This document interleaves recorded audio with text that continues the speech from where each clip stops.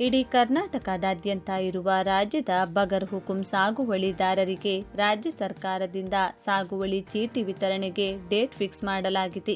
ಅಂದರೆ ಸರ್ಕಾರಿ ಜಮೀನಿನಲ್ಲಿ ಉಳುಮೆ ಮಾಡಿಕೊಂಡು ಬಂದಿರುವ ಬಡ ರೈತರಿಗೆ ಸರ್ಕಾರದಿಂದ ಸಾಗುವಳಿ ಚೀಟಿ ವಿತರಣೆಗೆ ದಿನಾಂಕ ನಿಗದಿಗೊಳಿಸಿದ್ದಾರೆ.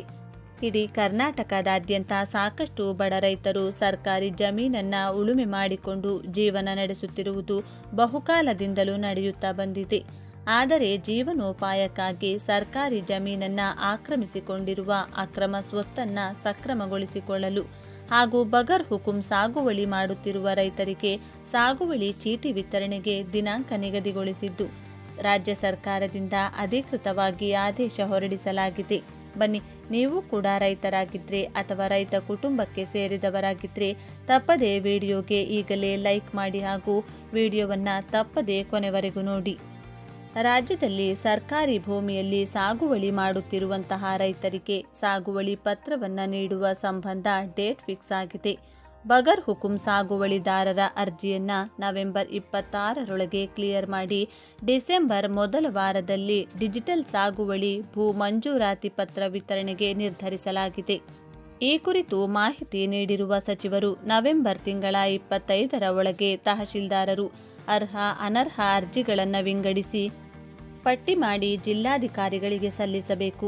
ಎಲ್ಲ ಜಿಲ್ಲಾಧಿಕಾರಿಗಳು ನವೆಂಬರ್ 26ರ ಬೆಳಗ್ಗೆಯೇ ಇಡೀ ಜಿಲ್ಲೆಯ ಪಟ್ಟಿಯನ್ನು ಒಂದುಗೂಡಿಸಿ ನನಗೆ ಸಲ್ಲಿಸಬೇಕು. ಡಿಸೆಂಬರ್ ಮೊದಲ ವಾರದಲ್ಲಿ ಶಾಸಕರ ನೇತೃತ್ವದಲ್ಲಿ ಸಭೆ ನಡೆಸಿ ಅರ್ಹರಿಗೆ ಡಿಜಿಟಲ್ ಭೂ ಸಾಗುವಳಿ ಚೀಟಿ ನೀಡಬೇಕೆಂದು ಅವರು ತಾಕೀತು ಮಾಡಿದರು.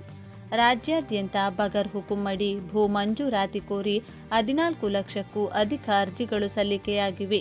ಈ ಪೈಕಿ ಅನರ್ಹ ಅರ್ಜಿಗಳ ಸಂಖ್ಯೆಯೇ ಅಧಿಕವಾಗಿದೆ. ಹೀಗಾಗಿ ಅರ್ಜಿಗಳನ್ನು ಅನರ್ಹ ಎಂದು ನಿರ್ಧರಿಸಲು ಕೆಲವು ಮಾನದಂಡಗಳನ್ನು ನಿಗದಿಪಡಿಸಲಾಗಿದೆ. ಅರ್ಜಿದಾರರು ನಿರ್ದಿಷ್ಟ ಪ್ರದೇಶದಲ್ಲಿ ಸಾಗುವಳಿ ಮಾಡುತ್ತಿಲ್ಲ, ನಿರ್ದಿಷ್ಟ ಪ್ರದೇಶದಲ್ಲಿ ಗೋಮಾಳ ಭೂಮಿ ಅಧಿಕ ಇಲ್ಲ, ಅರಣ್ಯ ಭೂಮಿಯನ್ನು ಕೋರಿ ಸಾಗುವಳಿಗೆ ಅರ್ಜಿ ಸಲ್ಲಿಸಿದರೆ ಅರ್ಜಿದಾರರ ಹೆಸರಿನಲ್ಲಿ ಈಗಾಗಲೇ 4.38 ಎಕರೆಗೂ ಅಧಿಕ ಜಮೀನು ಇದ್ರೆ, ಅರ್ಜಿದಾರರು ಭೂಮಿ ಕೋರಿ ಅರ್ಜಿ ಸಲ್ಲಿಸಿರುವ ಪ್ರದೇಶದಲ್ಲಿ ವಾಸ ಇಲ್ಲದಿದ್ದರೆ, ಅರ್ಜಿಯೇ ನಕಲು ಆಗಿದ್ರೆ ಅಥವಾ ಅರ್ಜಿದಾರರು ಅಧಿಕಾರಿಗಳ ಕೈಗೆ ಸಿಗದಿದ್ದರೆ ಅಂತಹ ಅರ್ಜಿಗಳನ್ನು ಅನರ್ಹ ಎಂದು ಪರಿಗಣಿಸಲಾಗುವುದು. ಇದರ ಹೊರತಾಗಿ ಬೇರೆ ಸ್ವರೂಪದ ಸಮಸ್ಯೆಗಳು ಕಂಡುಬಂದರೆ ಅದನ್ನು ಸಹ ಪಟ್ಟಿ ಮಾಡಿ ಜಿಲ್ಲಾಧಿಕಾರಿಗಳಿಗೆ ನೀಡುವಂತೆ ಸಚಿವ ಕೃಷ್ಣ ಬೈರೇಗೌಡ ಅವರು ತಹಶೀಲ್ದಾರರಿಗೆ ಸೂಚಿಸಿದರು.